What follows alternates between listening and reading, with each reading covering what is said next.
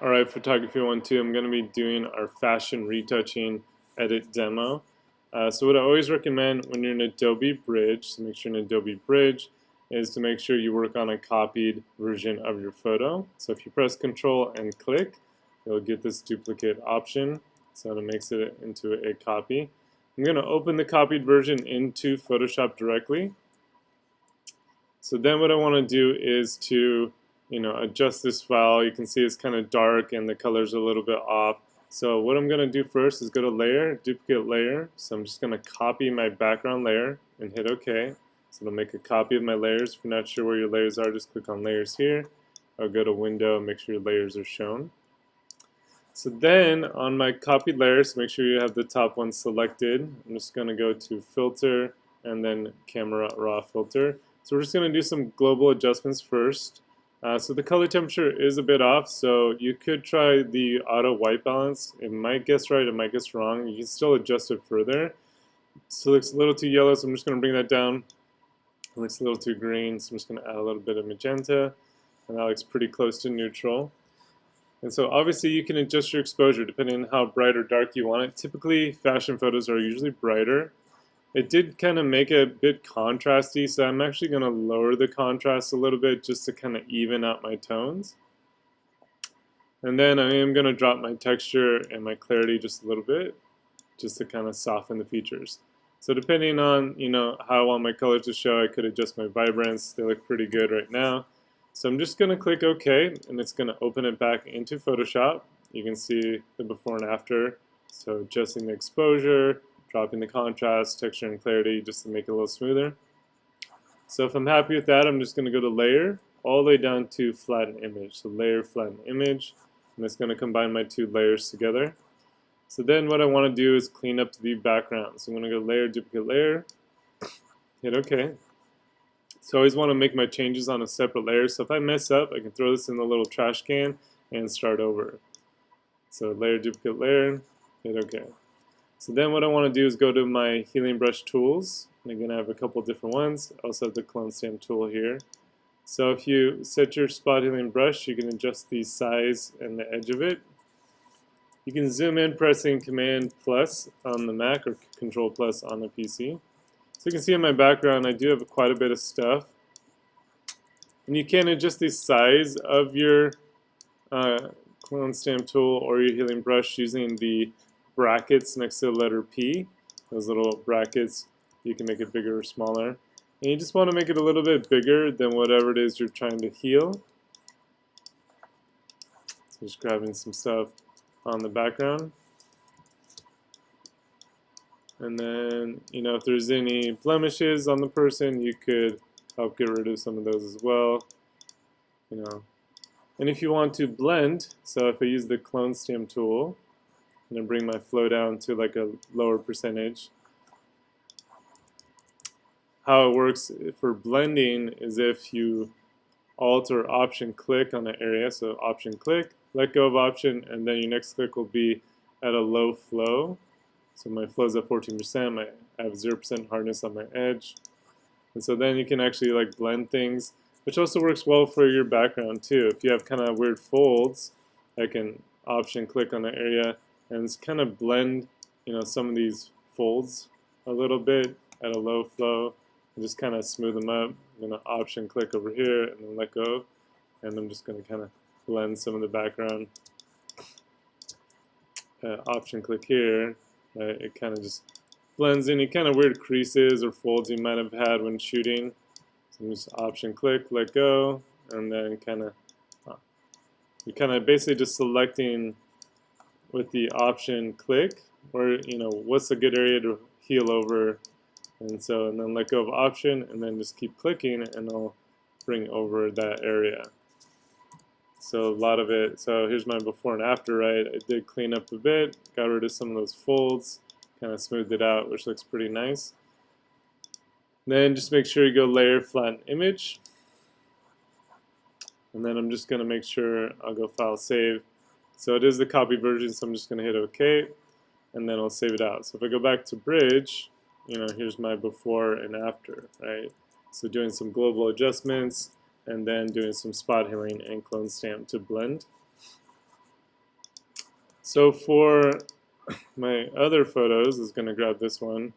If you shot on the white background, you definitely want to zoom in, and you can see here there is quite a bit on the background. So again, if you work on a new layer, duplicate layer, hit OK. Again, you can option click on a clean area and then kind of start healing over. So option click, let go of the option key, and then you can just heal clean background areas over. You could also try the spot removal tool for the healing brush here, and just go through and get healing some of these areas. If it is guessing wrong, you can switch it to the standard healing brush, and you can option click on the clean area and then let go of option, and then your click will be the normal healing, but basically just helping out where to heal from. Like this crease, I'm going to option click on the clean area of the shirt, let go of option, and then I'm just going to paint, and it's going to heal that area. So option click, let go of option, and then just click and drag, and so then it's going to kind of heal over.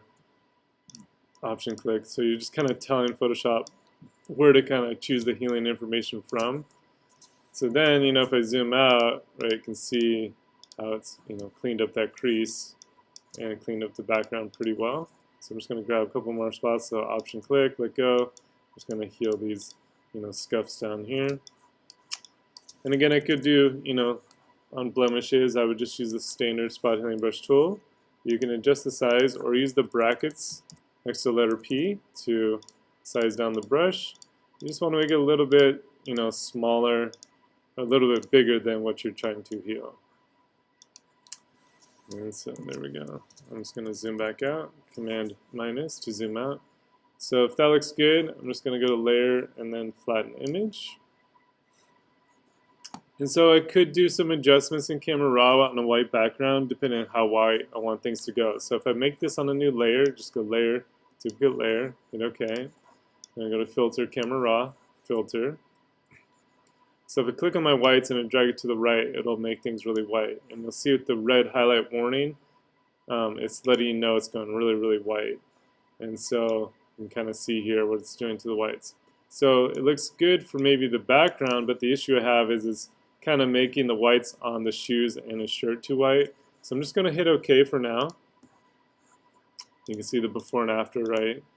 So because it's on a separate layer, it gives me a lot more options. I can, bring the opacity down. So if I only want to show like a percentage of that change, I can. I'm going to leave it at 100%. And what I'm going to do is I'm just going to click down here where it says add a layer mask. So this little kind of rectangle with a circle in it. If I click on that, it's going to add a layer mask to my layer. And how layer mask works is if you have something white in it, it'll show that change, and if it's black, it won't show. So if I go to my paintbrush, my brush tool, and I set the brush to black, so I'm just making sure the black's on top here.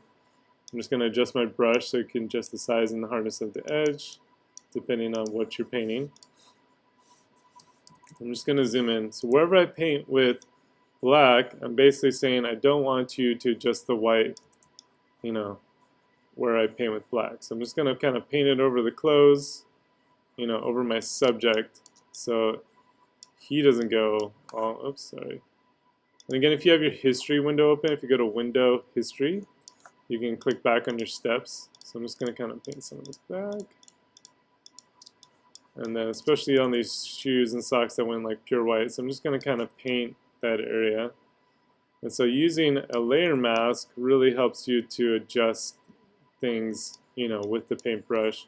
If you do paint off somewhere, you can switch it to white and then paint it on. So white shows and black doesn't show. So you can see here in my layer mask, on the bottom right where I painted. If you hit the backslash, you can also see where you painted. So if you miss a spot, you can switch to black and kind of get some of these spots real quick. And then take that off.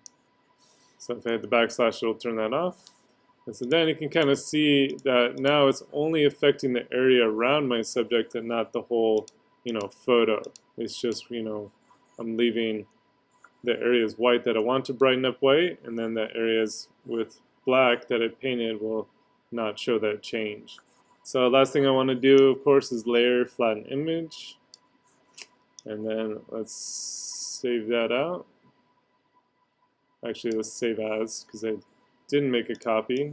So I'm just going to click back here, call it like V2, and hit save. And OK on my quality. So then here's my before and after. So I cleaned up, a lot of the ground down here and some of the blemishes, got rid of that, crease here. I whitened up some of that background to make it like a nice clean white. So again, those are good adjustments you could do in Photoshop. All right, thank you.